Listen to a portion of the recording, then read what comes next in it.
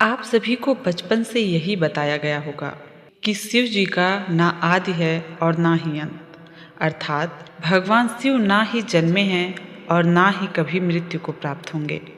पर शायद यह सच नहीं है, क्योंकि विष्णु पुराण और शिव पुराण में शिव जी की उत्पत्ति को लेकर कई बातें बताई गई हैं। यहाँ तक कि श्रीमद् देवी महापुराण में शिव जी के माता और पिता का भी वर्णन मिलता है। तो आखिर कौन है शिव जी के माता और पिता? कुछ लोगों का यह मानना है कि ब्रह्मा जी ही शिव जी के पिता हैं, क्योंकि विष्णु पुराण की एक कथा के अनुसार शिव जी का एकमात्र बाल रूप है, जिसे हम रुद्र के नाम से जानते हैं। और माना जाता है कि रुद्र के पिता स्वयं ब्रह्मा हैं। पर आखिर इसकी सच्चाई क्या है? और पूरे संसार को शिक्षा देने वाले शिव ने अपनी शिक्षा कहाँ से प्राप्त की? तो चलिए जानते हैं शिव जी के जन्म का असली रहस्य। लेकिन उससे पहले वीडियो को लाइक करके कमेंट में हर हर महादेव जरूर लिखें। शिव पुराण के अनुसार शिव जी अजन्मे हैं, यानी कि उनका जन्म नहीं हुआ है, और वे स्वयंभू हैं, यानी कि खुद से ही उत्पन्न हुए हैं। क्या इसका मतलब यह है कि शिव जी के ना तो माता हैं और ना ही पिता? लेकिन विष्णु पुराण में तो कुछ और ही लिखा मिलता है, जिसके अनुसार विष्णु जी के नाभि से निकले कमल से ब्रह्मा जी की उत्पत्ति हुई और उनके माथे के तेज से शिव की उत्पत्ति हुई, जिसके कारण शिव जी को ज़्यादातर ध्यान मुद्रा में दिखाया जाता है। लेकिन शिव पुराण में तो इसका उल्टा लिखा मिलता है, जिसके अनुसार एक बार जब शिव जी अपने घुटनों को मल रहे थे तो उनके घुटनों के मैल से श्री हरि विष्णु की उत्पत्ति हुई।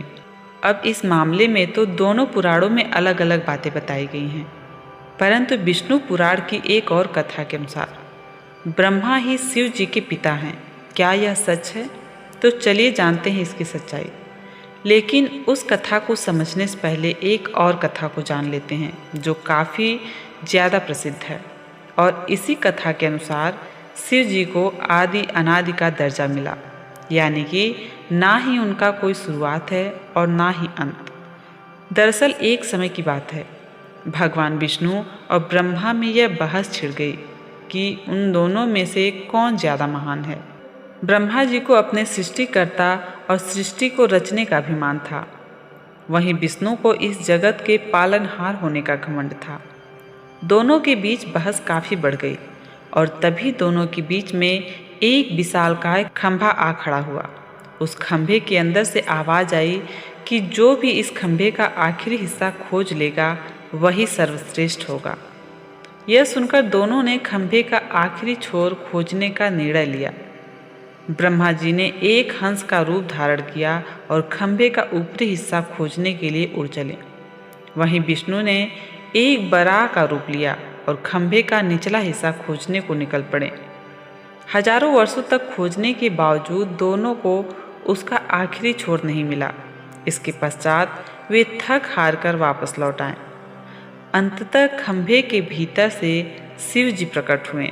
यह कथा यह दर्शाती है कि शिव जी का ना तो आदि है और ना ही अंत। लेकिन दोस्तों, क्या आपको पता है कि इस दौरान जब विष्णु और ब्रह्मा थक हार कर वापस लौटे और जब शिव जी प्रकट हुए, तब उन्होंने दोनों से पूछा कि क्या आपको खंभे का आखिरी छोर मिला?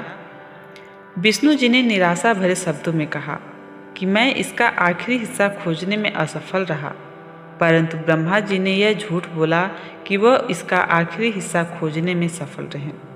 यह बात सुनकर शिव जी काफ़ी क्रोधित हुए और ब्रह्मा जी को श्राप दिया कि आज से पृथ्वी लोक पर तुम्हारी कोई पूजा नहीं करेगा, जिसके कारण आज भी ब्रह्मा जी का ना तो ज़्यादा कोई मंदिर है और ना ही उन्हें पूजा जाता है। वैसे दोस्तों, इसके पीछे एक और कथा है जो भगवान ब्रह्मा और उनकी पुत्री से जुड़ा हुआ है, पर हम उसकी बात किसी और वीडियो में करेंगे। अभी हम यह जान लेंगे कि क्यों शिव जी को ब्रह्मा जी का पुत्र बताया जाता है। आखिर इसके पीछे क्या सच्चाई है?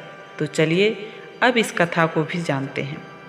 विष्णु पुराण के अनुसार सृष्टि के प्रारंभिक काल में जब सब कुछ यानी कि पूरा ब्रह्मांड जलमग्न था, ना कोई देवता, ना दानव और ना ही कोई जीव जंतु, तब केवल श्री हरि विष्णु ही क्षीर सागर पर शेषनाग पर विश्राम कर रहे थे और उनकी नाभि से निकले कमल से ब्रह्मा जी की उत्पत्ति हुई।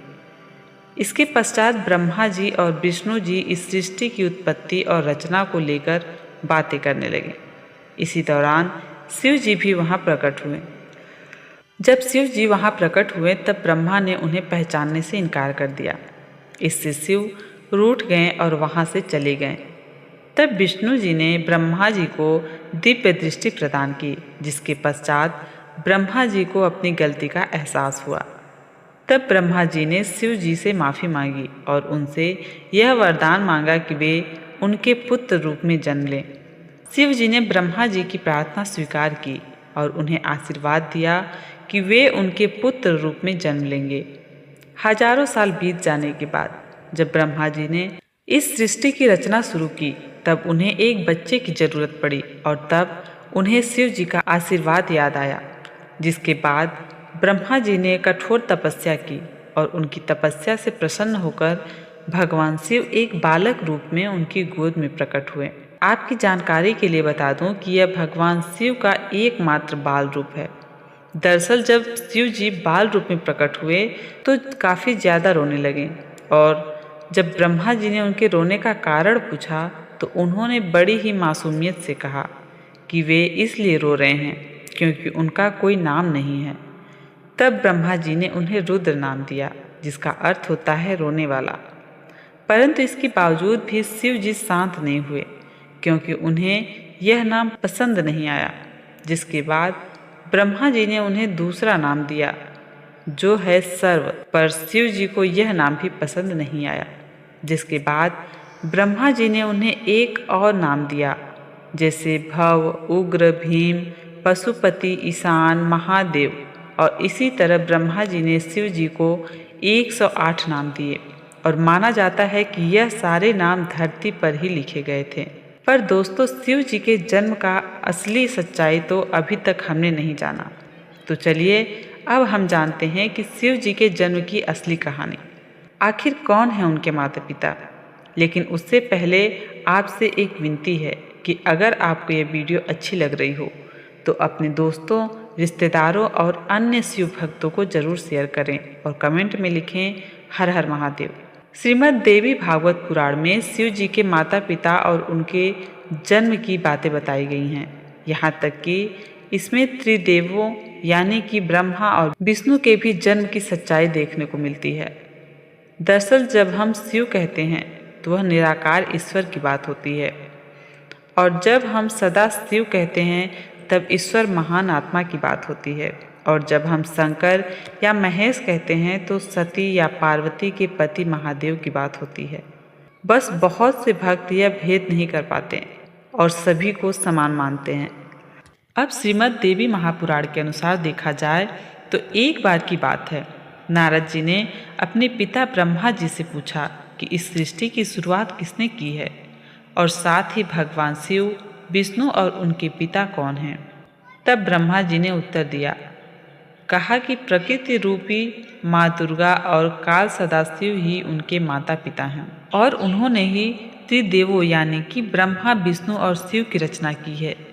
शिव पुराण के अनुसार भी काल सदाशिव और पराशक्ति अंबिका ही शिव के माता पिता हैं और इन सब में भी श्रेष्ठ हैं काल सदाशिव, क्योंकि उन्होंने ही पराशक्ति अंबिका की भी रचना की, जिनकी 8 भुजाएं थीं और वे प्रकृति रूपी माँ दुर्गा भवानी कहलाईं। बहुत प्राचीन समय की बात है, जब कुछ भी नहीं था, ना आकाश, ना धरती, ना जीवन। उस समय केवल एक ही शक्ति थी, काल स्वरूप सदाशिव। वही आदि परमेश्वर हैं जिसने सब कुछ उत्पन्न किया। सदाशिव के भीतर ही शक्ति रूप में दुर्गा भी विद्यमान थी। दोनों काशी के आनंद वन में विचरण कर रहे थे। एक दिन दोनों के मन में यह विचार आया कि अब इस ब्रह्मांड में कुछ और प्राणियों की रचना की जानी चाहिए ताकि सृष्टि का विस्तार हो सके। उन्होंने सोचा कि किसी और पुरुष को पैदा किया जाए जो इस सृष्टि की जिम्मेदारी उठाए ताकि वे दोनों स्वयं निर्वाण की अवस्था में जा सकें, यानी मोक्ष में लीन होकर ध्यान और शांति में उपस्थित हो सकें। इसी उद्देश्य से सदाशिव ने अपने बाएं अंग से भगवान विष्णु को प्रकट किया।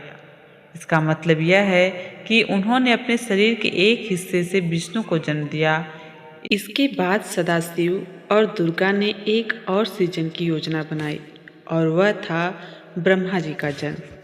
इस बार उन्होंने अपने दाएं अंग से ब्रह्मा को उत्पन्न किया और तुरंत ही विष्णु की नाभि से निकले कमल के फूल पर उन्हें बैठा दिया। वही कमल ब्रह्मा जी का आसन बना। अब जब ब्रह्मा जी उस कमल से उत्पन्न हुए तो उन्होंने सृष्टि निर्माण का कार्य अपने हाथ में लिया। लेकिन एक समय ऐसा आया जब ब्रह्मा और विष्णु के बीच यह विवाद हो गया कि उन दोनों में कौन श्रेष्ठ है, कौन सर्वोच्च है। दोनों की लड़ाई बढ़ने लगी। तभी अचानक एक बहुत बड़ा प्रकाश स्तंभ उनके बीच प्रकट हो गया, जिसकी कथा हम पहले ही जान चुके हैं। दरअसल उस प्रकाश स्तंभ से एक दिव्य वाणी आई। वह खुद ज्योतिर्लिंग रूप में काल थे। उन्होंने ब्रह्मा और विष्णु से कहा, पुत्रों, तुम दोनों ने बहुत तपस्या की है और इसी कारण तुमने मुझसे दो विशेष कार्य प्राप्त किए हैं। एक है सृष्टि का कार्य यानी कि जन्म देना, जो ब्रह्मा का काम है, और दूसरा है पालन का कार्य यानी कि सृष्टि को चलाना, जो विष्णु का काम है। इसी प्रकार मेरा एक और रूप है रुद्र, जिससे मैंने संहार यानी कि विनाश के कार्य के लिए उत्पन्न लिया है। लेकिन काल सदाशिव ने यह भी स्पष्ट किया कि एक कार्य ऐसा है जो कोई नहीं कर सकता, और वह है कृपा करना। यह केवल सदाशिव ही कर सकते हैं। फिर सदाशिव ने कहा, रुद्र मेरे जैसा है, वह मेरे जैसा वस्त्र पहनता है, मेरे जैसा वाहन पर चलता है और मेरे जैसा अस्त्र शस्त्र रखता है। उसका स्वरूप, वाहन और कार्य सब मेरे ही समान है। इस प्रकार यह कथा हमें बताती है कि संपूर्ण ब्रह्मांड की रचना सदाशिव और शक्ति रूपी दुर्गा से हुई है। ब्रह्मा, विष्णु, रुद्र, महेश ये सभी उनके अंश हैं और उन्होंने अलग अलग कार्यों की जिम्मेदारी ली है ताकि सृष्टि ठीक तरह से चल सके। पर मित्रों, शिव जी की कहानी यहीं पर खत्म नहीं होती। एक और रोचक कथा है जिसके अनुसार एक बार कुछ साधु संतों ने भगवान शिव से उनके जन्म के बारे में पूछा। तब भगवान शिव ने जो उत्तर दिया वह चौंकाने वाला था। तो चलिए अब उस आखिरी कथा को जानते हैं जो आपके होश उड़ा देगी। एक अन्य पुराण के अनुसार एक बार ऋषि मुनियों में जिज्ञासा जागी कि आखिर भगवान शंकर के पिता कौन हैं। यह सवाल उन्होंने शंकर जी से ही पूछ लिया कि हे महादेव, आप सबके जन्मदाता हैं, लेकिन आपका जन्मदाता कौन है? आपके माता पिता का क्या नाम है? इस प्रश्न का उत्तर देते हुए भगवान शिव ने कहा, हे मुनिवर, मेरे जन्मदाता भगवान ब्रह्मा हैं। मुझे इस सृष्टि का निर्माण करने वाले भगवान ब्रह्मा ने जन्म दिया है। इसके बाद ऋषियों ने एक बार फिर भगवान शंकर से पूछा कि यदि आपके पिता हैं तो आपके दादा कौन हुए? तब शिव ने उत्तर देते हुए कहा कि इस सृष्टि का पालन करने वाले भगवान श्री हरि अर्थात भगवान विष्णु ही मेरे दादाजी हैं। भगवान की इस लीला से अनजान ऋषियों ने फिर से एक और प्रश्न किया कि जब आपके पिता ब्रह्मा हैं, दादा विष्णु, तो आपके परदादा कौन हैं? तब शिव ने मुस्कुराते हुए उत्तर दिया कि स्वयं भगवान शिव। इसके बाद ऋषि मुनि समझ गए कि शिव जी से बढ़कर ना कोई है ना कोई होगा। वैसे दोस्तों, क्या आपको पता है कि भगवान शिव को उनके आभूषण कहाँ से मिले? शिव जी अपने शरीर पर कई आभूषण धारण करते हैं, जैसे कि गंगा, चंद्रमा, वासुकी नाग, त्रिशूल, डमरू, भस्म आदि। आखिर उन्हें यह सारे आभूषण और शस्त्र कहाँ से मिले? और क्या है नंदी का रहस्य जो आपको भी हैरान कर देगा? और अगर आप भी इन रहस्यों को जानना चाहते हैं तो हमें कमेंट में ज़रूर बताइए, जिससे मैं आपके लिए एक अलग सी वीडियो बना सकूं। लेकिन इस कथा का तात्पर्य केवल यही है कि शिव जी आदि अनादि हैं, वही अंत हैं और वही शुरुआत हैं। वे सृष्टि के जन्म के पहले भी थे और सृष्टि के विनाश के बाद भी रहेंगे। शिव जो काल से भी परे हैं, जो श्मशानवासी हैं, जिन्हें मृत्यु का भय नहीं, जो मोह से भी परे हैं। लेकिन एक समय ऐसा क्या हुआ कि पूरी सृष्टि का संतुलन बिगड़ गया। शिव एक आम आदमी की तरह दुख में रोने लगे। उन्हें दुख था अपनी अर्धांगिनी सती की मृत्यु का। परंतु ऐसा क्या हुआ कि सती ने अपना देह त्याग दिया, और कैसे मिले शिव जी माता पार्वती से। अगर आप भी इस कथा यानी कि सती कथा को जानना चाहते हैं तो चैनल को सब्सक्राइब कर लीजिए, और अगला वीडियो आपको इसी कहानी का मिलेगा। मिलते हैं अगले वीडियो में, तब तक के लिए धन्यवाद। आपका दिन शुभ हो।